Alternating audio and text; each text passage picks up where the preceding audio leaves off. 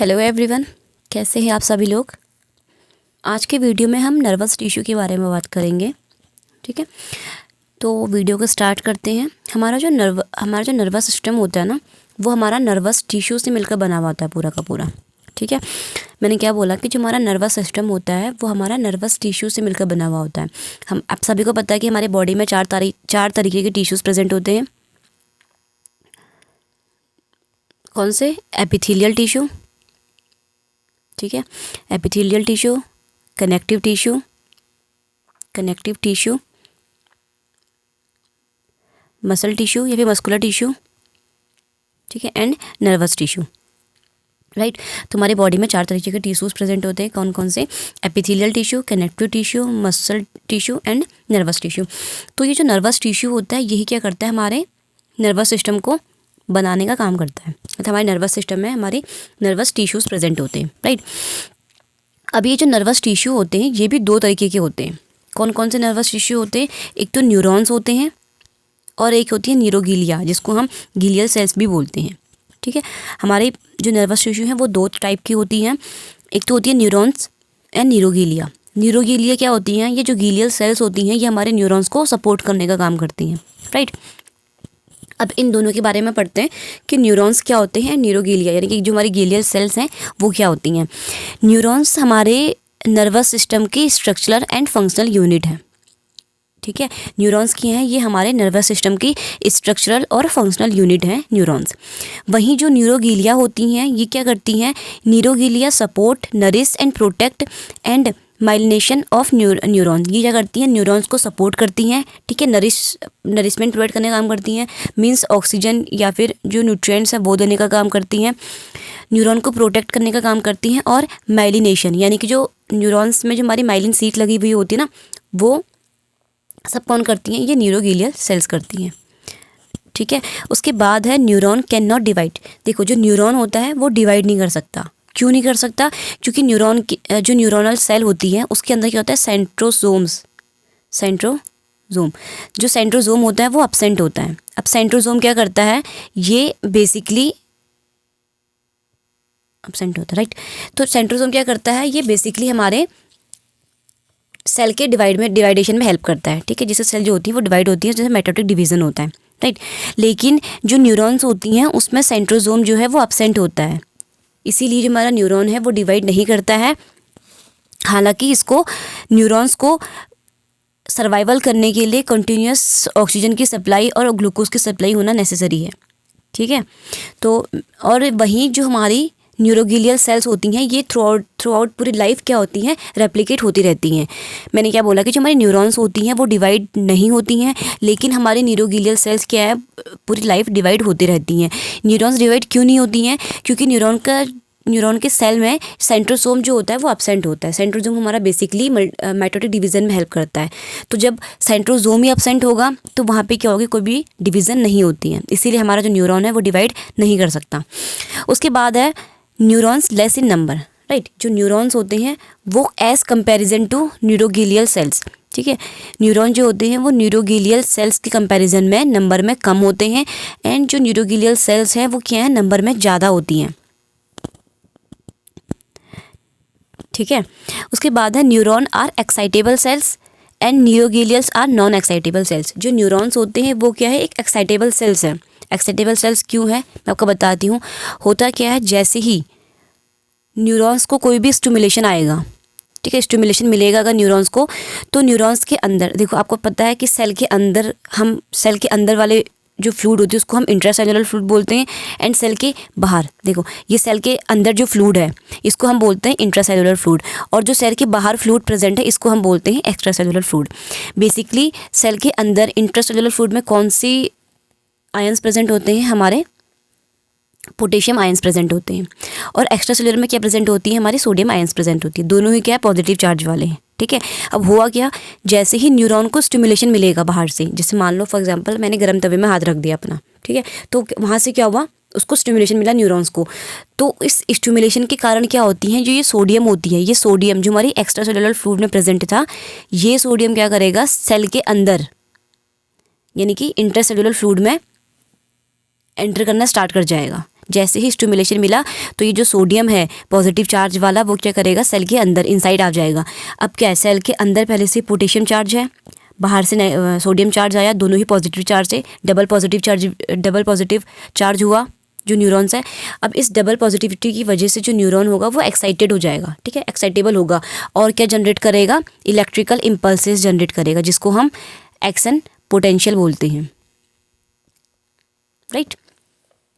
तो इस तरीके से जो हमारा न्यूरॉन्स होते हैं वो क्या है, हमारे एक्साइटेबल सेल्स हैं। एंड जो हमारी न्यूरोग्लिया हैं वो क्या है, नॉन एक्साइटेबल सेल्स हैं। क्यों? क्योंकि न्यूरॉन्स में जैसे ही न्यूरॉन को स्टिमुलेशन मिलता है तो ये जो सोडियम है जो एक्स्ट्रा सेलुलर फ्लूइड में प्रेजेंट है, ये सोडियम सेल के अंदर इंट्रा सेलुलर फ्लूइड में आना स्टार्ट हो जाएगा, इसकी एंट्री होगी। अंदर क्या है, पोटेशियम चार्ज था, दोनों ही डबल चार्ज हुए, जिससे क्या हुआ, सेल में इलेक्ट्रिकल इम्पल्सेस जनरेट हुई, जिसको हम क्या बोलते हैं, एक्शन पोटेंशियल बोलते हैं। और जो सेल है, जो न्यूरॉन है वो क्या हो जाएगा, एक्साइटेड हो जाएगा, राइट। तो ये था बेसिकली कि न्यूरोग्लिया और न्यूरॉन्स क्या होते हैं उसके बारे में। आगे हम पढ़ेंगे न्यूरॉन्स के बारे में। देखो, न्यूरॉन्स एंड न्यूरोग्लिया दोनों को ही हम पढ़ेंगे, लेकिन आज के वीडियो में मैं आपको सिर्फ न्यूरॉन्स के बारे में बताऊंगी कि न्यूरॉन्स क्या होते हैं, कितने टाइप्स के होते हैं एंड इसका स्ट्रक्चर कैसा होता है, राइट। अगली वीडियो में हम बात करेंगे हमारे न्यूरोग्लियल सेल्स के बारे में, जिनको हम ग्लियल सेल्स बोलते हैं, उनके बारे में बात करेंगे। तो बेसिकली न्यूरॉन्स क्या होती हैं, neurons also called nerve cells, neurons को हम नर्व सेल भी कहते हैं। नेक्स्ट है bundle of axon bound together called nerves. जब देखो, इतना तो आपको लोगों को पता है कि जो हमारा न्यूरॉन होता है, न्यूरॉन में क्या होती है, हमारी सेल बॉडी होती है, ठीक है। ये क्या हमारी सेल बॉडी है न्यूरॉन की, ये क्या है, एक्सॉन है, एंड यहाँ पे क्या है, इसके टर्मिनल्स है, और ये क्या है, इसकी डेंड्राइट्स हैं, ठीक है। ये चीज़ सबको पता है। तो ये जो एक्सॉन होती है सारे न्यूरॉन्स के, अगर एक्सॉन को हम साथ में रख दें तो ये इनको हम बोलते हैं साथ में नर्व्स। मैंने क्या बोला कि जितने भी हमारे न्यूरॉन के एक्सॉन होते हैं, अगर इन न्यूरॉन के एक्सॉन को हम एक साथ रख दें तो उसको हम नर्व बोलते हैं, ठीक है। उसके बाद है neurons generate and transmit electrical impulses called action potential. जो न्यूरॉन होता है वो इलेक्ट्रिकल इम्पल्सेस को जनरेट भी करता है और ट्रांसमिट भी करता है, इसी को हम बोलते हैं एक्शन पोटेंशियल। ये कैसे जनरेट करता है वो चीज़ मैंने आपको बता दी थी कि जो सोडियम है वो अंदर सेल के अंदर आएगा, सेल के अंदर पहले से पोटेशियम चार्ज होता है, डबल पॉजिटिविटी होती है, ठीक है, डबल चार्ज की पॉजिटिविटी होती है। तो जो न्यूरॉन्स है वो एक्साइटेड होकर क्या करता है, इलेक्ट्रिकल इम्पल्सेस को जनरेट और ट्रांसमिट करता है, इसी को हम एक्शन पोटेंशियल कहते हैं, राइट। इतनी चीज़ें क्लियर है। उसके बाद हम बात करेंगे टाइप्स ऑफ न्यूरॉन की। हमारे न्यूरॉन्स कितने टाइप के होते हैं, बेसिकली ये हमारे दो टाइप से होते हैं, based on their function and based on their structure, ठीक है। तो फंक्शन के बेसिस पे दो टाइप के न्यूरॉन्स है, further sensory neurons and motor neurons. Sensory neurons, देखो सिंपल सी बात है, सेंसरी न्यूरॉन्स जो है वो सेंसरी इन्फॉर्मेशन को लेके आएंगे सेंट्रल नर्वस सिस्टम तक, एंड जो मोटर न्यूरॉन्स हैं वो सेंट्रल नर्वस सिस्टम से कमांड लेके जाएंगे, मोटर न्यूरॉन्स जहाँ पे अफेक्टेड पार्ट है वहाँ तक, ठीक है। टारगेट पार्ट है वहाँ तक क्या करेंगे, कमांड को लेके जाएंगे सेंट्रल नर्वस सिस्टम से, कौन, मोटर न्यूरॉन्स। तो ये तो था टाइप्स, किसके हिसाब से, फंक्शन के बेसिस पे। दो तरीके के थे, सेंसरी एंड मोटर। सेंसरी जो सेंसरी इन्फॉर्मेशन को लेके आती हैं सेंट्रल नर्वस सिस्टम तक, उसको हम सेंसरी न्यूरॉन्स कहते हैं। एंड जो सेंट्रल नर्वस सिस्टम से जो भी कमांड है उसको टारगेट सेल तक लेके जाती है, उसको हम बोलते हैं मोटर न्यूरॉन्स, राइट। नेक्स्ट है based on their structure. Structure के बेसिस पे भी हमारे जो न्यूरॉन्स है वो फर्दर क्लासिफाइड है, multipolar neurons, bipolar neurons and unipolar neurons. देखो नाम से ही है, मल्टीपोलर मतलब इसके बहुत सारे पोल्स होंगे। एक मिनट, दूसरा कलर ले लो, देखिएगा नहीं, है ना, दिखना भी तो बहुत ज़रूरी है कि नहीं। तो मैं क्या बात कर रही थी, हाँ, मल्टीपोलर न्यूरॉन्स की। नाम से पता चल रहा है कि इसके बहुत सारे मल्टीपल पोल्स होंगे। ये आपको दिख रही हैं, ये क्या है, मल्टीपोलर न्यूरॉन है, राइट। ये सबसे ज़्यादा नंबर में होते हैं हमारे, कौन से, मल्टीपोलर न्यूरॉन जो है वो मैक्सिमम नंबर में ये प्रेजेंट होते हैं। जितने भी मोटर न्यूरॉन्स हैं वो सारे के सारे हमारे मल्टीपोलर न्यूरॉन्स में ही आते हैं, ठीक है।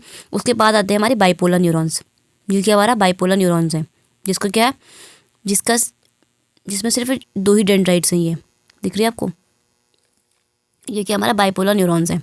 बाइपोलर न्यूरॉन्स हमारे कहाँ कहाँ पे प्रेजेंट होते हैं, बेसिकली अगर मैं शॉर्ट में बोलूँ हमारे सेंस ऑर्गन में, अब सेंस ऑर्गन कौन से होते हैं? आई में, आई की रेटिना में, ठीक है, और हमारे ऑल्फैक्शन में, मतलब नोज़ में, ठीक है, ईयर में,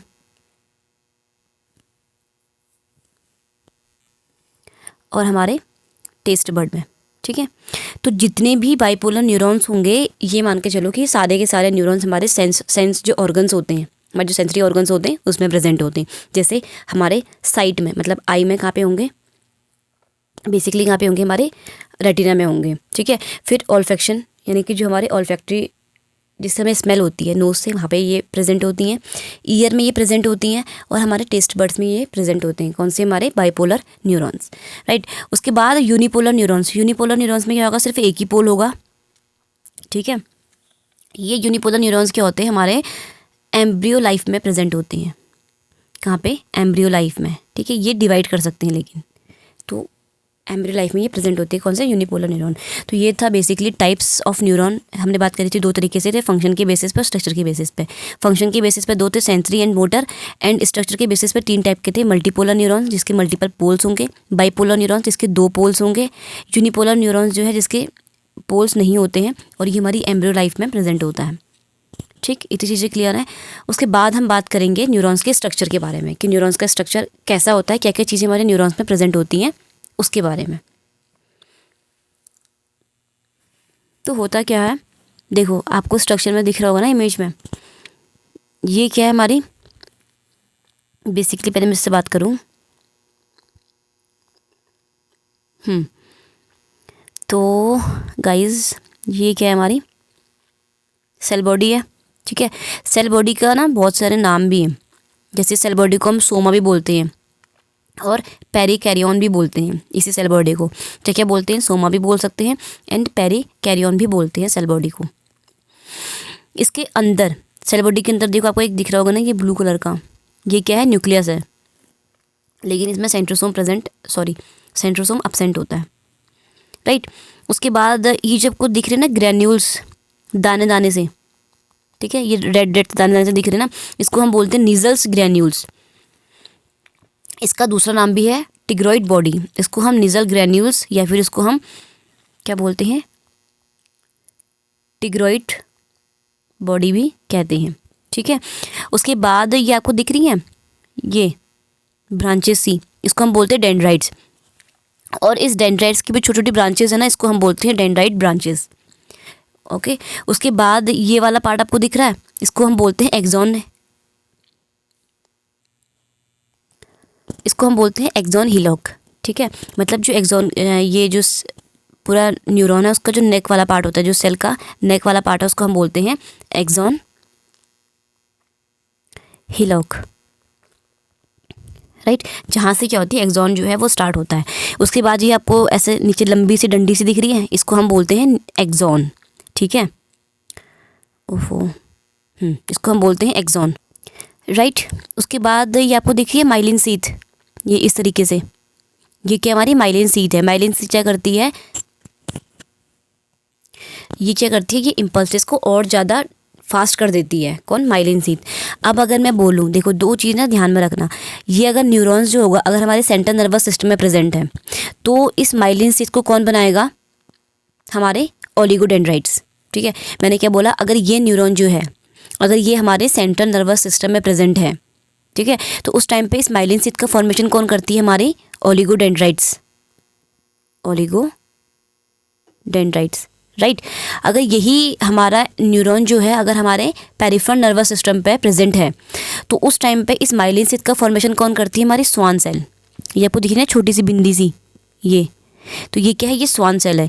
ये स्वान सेल क्या करती है? अगर हमारा न्यूरॉन पेरिफेरल नर्वस सिस्टम पे है, तो उस टाइम पे माइलिन शीथ बनाने का काम कौन करती है? स्वान सेल करती है।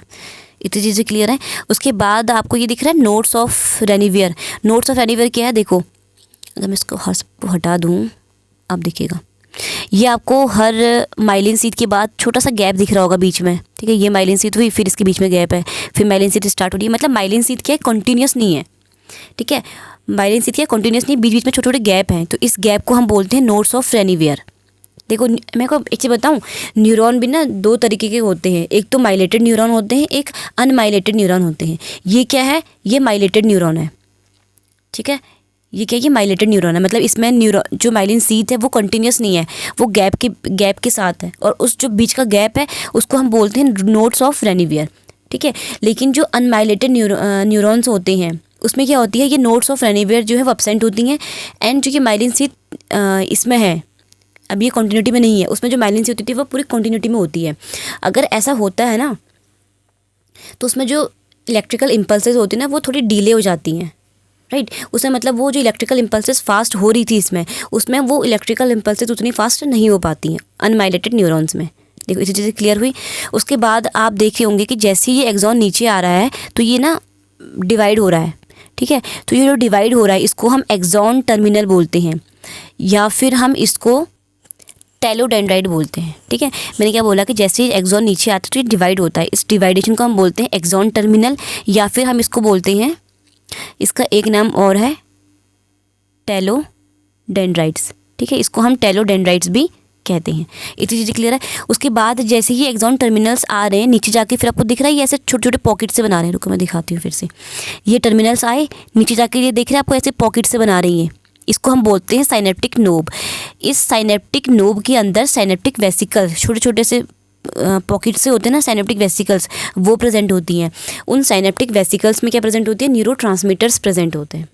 इतनी चीज़ें क्लियर है। देखो अभी मैं आपको ऐसे सिर्फ एक ओवरव्यू दे रही हूँ, उसके बाद हम इसको आगे एक एक चीज़ों को डिस्कस करेंगे, ठीक है। तो अभी तक हमने क्या बोला कि ये जो ब्रांचेस थी इसको हम डेंड्राइट्स बोलते हैं, ये है इसको हम सेल बॉडी बोलते हैं, जिसको हम सोमा या फिर पेरिकैरियन भी बोलते हैं। इसके अंदर जो ग्रैन्यूल्स प्रेजेंट हैं इसको हम निजल्स ग्रैन्यूल्स भी बोलते हैं, ठीक है। ये जो बीच का पार्ट है इसको हम न्यूक्लियस बोलते हैं। सेल बॉडी में हमारे माइटोकॉन्ड्रिया प्रेजेंट होती हैं, गोल्जी बॉडी प्रेजेंट होती है, ठीक है।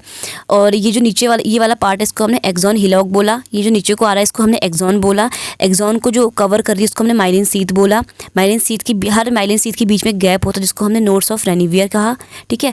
इन माइलिन सीथ के बीच में क्या होती हैं, एक सेल्स प्रेजेंट होती हैं जिनको हम स्वान सेल बोलते हैं, जो इस माइलिन सीथ को बनाती हैं, राइट। उसके बाद अगर ये पीएनएस में है तो, अगर ये सीएनएस में है तो कौन बनाती है, ओलिगोडेंड्राइट्स बनाती हैं, राइट। उसके बाद ये एक्सॉन जैसे ही नीचे आता है तो ये डिवाइड हो रहा है, इस डिवाइडेशन को हम एक्सॉन टर्मिनल बोलते हैं या फिर टेलोडेंड्राइट्स कहते हैं। नीचे ये एक साइनेप्टिक नोब बनाते हैं जिसके अंदर हमारे साइनेप्टिक वेसिकल्स होती हैं। इन साइनेप्टिक वेसिकल्स में क्या प्रेजेंट होता है, हमारा न्यूरोट्रांसमीटर प्रेजेंट होता है। अब हम इनके बारे में एक एक करके डिस्कस करेंगे। देखो फर्स्ट है डेंड्राइट्स के बारे में, अभी हमने स्ट्रक्चर पढ़ा, अब है डेंड्राइट्स के बारे में। ये डेंड्राइट्स क्या करती हैं, ये receive signal from other neurons. ये डेंड्राइट्स क्या करती हैं, दूसरे न्यूरॉन से सिग्नल को रिसीव करती हैं, ठीक है। कैसे करती हैं वो आपको बताती हूँ। ये न्यूरॉन है, ये इसकी क्या है, साइनेप्टिक नोब है। इसके साइनेप्टिक नोब के नीचे, एक मिनट ना, इसके साइनेप्टिक नोब के नीचे क्या प्रेजेंट होंगे, दूसरे न्यूरॉन्स के डेंड्राइट्स प्रेजेंट होंगे। कैसे बनाऊँ मैं इसको, ठीक है। यहाँ पे क्या है, दूसरे न्यूरॉन्स के इस तरीके से डेंड्राइट्स प्रेजेंट हैं, ठीक है। तो ये डेंड्राइट्स क्या करती हैं, जैसे ही यहाँ से ये सिग्नल्स आते हैं, केमिकल सिग्नल्स आती हैं, तो ये डेंड्राइट्स के ऊपर ना ऐसे रिसेप्टर्स प्रेजेंट होते हैं कुछ, तो ये रिसेप्टर्स उस न्यूरोट्रांसमीटर को रिसीव कर लेते हैं, ठीक है। इस तरीके से ये सिग्नल को रिसीव करते हैं एक न्यूरॉन से दूसरे न्यूरॉन में। उसके बाद हमारी आती है सेल बॉडी। सेल बॉडी क्या होती है, सेल बॉडी को हम सोमा और पेरिकैरियन भी बोलते हैं। सेल बॉडी में हमारी निजल्स ग्रैन्यूल्स जिसको हम टिग्रोइड बॉडी कहते हैं, उसके साथ साथ nucleus, Golgi body and mitochondria present होता है। अब ये निजल्स ग्रैन्यूल्स क्या करते हैं, ये एक मिनट, हाँ, तो ये निजल्स ग्रैन्यूल्स क्या करती हैं, ये सिंथेसिस करते हैं किसका, प्रोटीन का, ठीक है। ये प्रोटीन को बनाते हैं कौन, निजल्स ग्रैन्यूल्स, जिनको हम टिग्रोइड बॉडी कहते हैं। न्यूक्लियस में क्या होती है, जो सेंट्रोजोम है, सेंट्रोजोम इसमें अपसेंट होता है जिसकी वजह से हमारा जो न्यूरॉन है वो डिवाइड नहीं कर पाता है, ठीक है। ये हमारी होती है गोल्जी बॉडीज़। गोल्जी बॉडीज़ का क्या काम है, जो ये प्रोटीन बन रहे हैं इनको लेबल करना, ठीक है, इनकी प्रोसेसिंग करना और इनकी पैकेजिंग करना, ये हमारी गोल्जी बॉडीज़ का काम है। मतलब मार्क करना कि आपको ये काम करना है, आपको ये काम करना है, राइट, इस तरीके से। नेक्स्ट है माइटोकॉन्ड्रिया। माइटोकॉन्ड्रिया मतलब कि सेल का power house of the cell, इसको हम बोलते हैं। ये एटीपी का फॉर्मेशन करता है, ठीक है।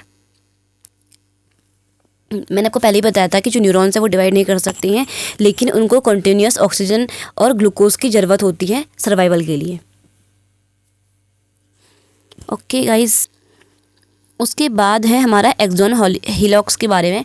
एक्सॉन हीलॉक्स यानी कि जो सेल होता है, सेल का नेक है, उसको हमने एक्सॉन हीलॉक बोला, जहाँ से हमारा एक्सॉन वाला पार्ट जो है वो स्टार्ट होता है, राइट। उसके बाद है एक्सॉन के बारे में। एक्सॉन जो है लार्जेस्ट पार्ट है न्यूरॉन का, पूरा न्यूरॉन है उसमें सबसे जो लार्जेस्ट पार्ट होता है उसको हम एक्सॉन बोलते हैं। इसकी जो लंबाई होती है वो कितनी होती है, 1 मीटर तक इसकी लेंथ होती है। उसके बाद axon carry electrical impulses away from cell body. जो एक्सॉन है वो क्या करेगा, जो इम्पल्सेस पहले तो डेंड्राइट्स जो है वो रिसीव करता है, सिग्नल्स को न्यूरॉन के अंदर लेके आता है। उसके बाद ये एक्सॉन क्या करती हैं, उसी इलेक्ट्रिकल इम्पल्सेस को सेल बॉडी से दूर लेके जाती हैं। देखो ये एक्सॉन था, ये एक्सॉन क्या करेगा, जो भी सिग्नल्स यहाँ पे आए हैं इसके पास में, उसको अब ये सेल बॉडी से दूर लेके जाएगा एक्सॉन, राइट। देन उसके बाद है माइलिन शीथ के बारे में। देखो माइलिन शीथ के बारे में आपको पहले ही बता चुका। माइलिन शीथ क्यों होती है न्यूरॉन्स में, ताकि जो इलेक्ट्रिकल इम्पल्सेस की ट्रांसमिशन है वो स्पीड अप हो, उसको स्पीड अप मिले, यानी कि जो इम्पल्सेस ट्रांसमिट हो रही हैं वो बहुत जल्दी हो, फास्ट ट्रांसमिशन हो इलेक्ट्रिकल इम्पल्सेस का, राइट। उसके बाद जो माइलिन शीथ है, मैंने आपको बताया था कि अगर न्यूरॉन सेंट्रल नर्वस सिस्टम में प्रेजेंट होगा तो उस टाइम पे इस माइलिन शीथ का फॉर्मेशन हमारी ओलिगोडेंड्राइट्स करती हैं। एंड अगर न्यूरॉन हमारा पीएनएस में प्रेजेंट होगा, यानी कि पेरिफेरल नर्वस सिस्टम में प्रेजेंट होगा, तो उस टाइम पे जो ये माइलिन शीथ का फॉर्मेशन है वो कौन करती है, हमारी स्वान सेल करती है, राइट। देन है transmission of impulses by saltatory movement one node of anywhere to the next. जो हमारे इलेक्ट्रिकल इम्पल्सेस में ट्रांसमिट हो रही हैं वो कैसी होती हैं, साल्टेटरी मूवमेंट्स के थ्रू होती हैं। अभी साल्टेटरी मूवमेंट्स क्या हैं, देखो जैसे ये हमारी माइलिन शीथ थी, सॉरी एक्सॉन था, ये क्या थी, हमारी माइलिन शीथ थी, ठीक है, इस तरीके से। अब मैंने आपको बताया था कि जो ये बीच का गैप होता है इसको हम क्या बोलते हैं, नोड ऑफ रेनिवियर बोलते हैं। तो साल्टेटरी मूवमेंट कैसे होता है, ये सिग्नल्स ऐसे जाते हैं, ऐसे, फिर यहाँ से ऐसे जाएंगे इस तरीके से, जब मेढे को चलता है ना, जैसे मेढे को चलता है वैसी, तो इसको हम बोलते हैं साल्टेटरी मूवमेंट। इस तरीके से जो हमारा इम्पल्स है उसका ट्रांसमिशन होता है। उसके बाद हमारी आती है एक्सॉन टर्मिनल, जिसको हम टेलोडेंड्राइट्स भी कहते हैं। एक्सॉन टर्मिनल क्या होती है, जैसे ही एक्सॉन नीचे आता है तो ये डिवाइड हो जाता है इस तरीके से, जिसको हम एक्सॉन टर्मिनल या फिर डेंड्राइट्स बोलते हैं। ये क्या करती हैं, convert electrical signals into chemical signals which allow neuron to communicate with other neuronal cells. अब ये क्या करती हैं, पूरे एक्सॉन में मैंने आपको बताया था कि इलेक्ट्रिकल सिग्नल्स आती हैं, इलेक्ट्रिकल इम्पल्सेस आती हैं। अब ये जो टेलोडेंड्राइट्स है ये क्या करती हैं, इस इलेक्ट्रिकल सिग्नल्स को किस में कन्वर्ट कर देती हैं, केमिकल सिग्नल्स में। क्यों, क्योंकि देखो इस टेलोडेंड्राइट्स के नेक्स्ट एंडिंग पॉइंट पे क्या प्रेजेंट होती हैं, ये साइनेप्टिक नोब प्रेजेंट होती हैं। साइनेप्टिक नोब में क्या होती है, वेसिकल्स प्रेजेंट होते हैं जिसमें न्यूरोट्रांसमीटर प्रेजेंट होता है, ठीक है। तो ये क्या करती हैं, ये इस इलेक्ट्रिकल सिग्नल्स को केमिकल सिग्नल्स में कन्वर्ट कर देती है इस तरीके से, राइट। उसके बाद लास्ट है साइनेप्टिक नोब के बारे में। ये साइनेप्टिक नोब क्या होती हैं, synaptic knob contains synaptic vesicles. इन साइनेप्टिक नोब के अंदर क्या होती है, साइनेप्टिक वेसिकल्स होती हैं। साइनेप्टिक वेसिकल्स में ये एक स्मॉल ग्रैन्यूल्स होती हैं जो न्यूरोट्रांसमीटर को कंटेन करती हैं। यहाँ से क्या होता है, जो हमारा इलेक्ट्रिकल सिग्नल्स अभी तक ऊपर से आ रहा था अब वो केमिकल सिग्नल्स में कन्वर्ट हो जाता है और दूसरे न्यूरॉन्स के साथ वो कम्युनिकेट करता है इसी न्यूरोट्रांसमीटर की हेल्प से, ठीक है। कैसे करता है, ये क्या था, ये हमारा एक्सॉन था, ये इसके टर्मिनल्स से, ठीक है। यहाँ पे क्या होते हैं, साइनेप्टिक वेसिकल्स प्रेजेंट है, साइनेप्टिक नोब प्रेजेंट है, ये वेसिकल्स हैं जिसके अंदर क्या है, न्यूरोट्रांसमीटर प्रेजेंट है। इस वाले एरिया को हम साइनेप्टिक क्लेफ्ट बोलते हैं, ठीक है। और यहाँ पे क्या होती है, हमारे दूसरे न्यूरॉन्स के ऐसे डेंड्राइट्स प्रेजेंट होते हैं। तो और इस डेंड्राइट्स में क्या होते हैं, रिसेप्टार्स प्रेजेंट होते हैं, ठीक है। ये क्या है कि रिसेप्टार्स प्रेजेंट है इस तरीके से, ठीक है। मैं आपको बताऊँ एक बार, ये था हमारा दूसरे न्यूरॉन्स का डेंड्राइट्स, इसमें क्या है इस तरीके से रिसेप्टार्स प्रेजेंट होते हैं। तो जैसे ही इस वेसिकल से न्यूरोट्रांसमीटर यहाँ पे आते हैं साइनेप्टिक क्लेफ्ट में, ठीक है। अब ये क्या होता है, साइनेप्टिक क्लेफ्ट में क्या होता है, कुछ आयंस का वो होता है, मतलब आयंस जो हैं वो यहाँ मूव करते हैं, कुछ आयंस यहाँ मूव करते हैं, ठीक है। आयंस की मूवमेंट्स होती है, ठीक है। उन्हीं के थ्रू क्या होती हैं, जो यहाँ पे न्यूरोट्रांसमीटर्स होती हैं वो डेंड्राइट्स के ऊपर जो रिसेप्टार्स हैं उन पे आकर के चिपक जाती हैं, उनसे आकर के बाइंड कर जाती हैं। तो इस तरीके से क्या करती हैं, जो ये एक न्यूरॉन है ये दूसरे न्यूरॉन के साथ कम्युनिकेट करता है, राइट। तो ये सारा कुछ था किसके बारे में, न्यूरॉन्स के बारे में इस वीडियो में, जिसमें हमने पढ़ा था कि न्यूरॉन्स क्या होती हैं, न्यूरॉन्स का स्ट्रक्चर कैसा होता है, न्यूरॉन्स के टाइप्स क्या हैं, और उसके स्ट्रक्चर को भी हमने अंदर डिटेल में पढ़ा था, राइट। अगली वीडियो में मैं आपको जो हमारी गिलियल सेल हैं जिसको हम न्यूरोगिलिया बोलते हैं उसके बारे में बताऊंगी। आज की वीडियो में बस इतना ही। Thank you.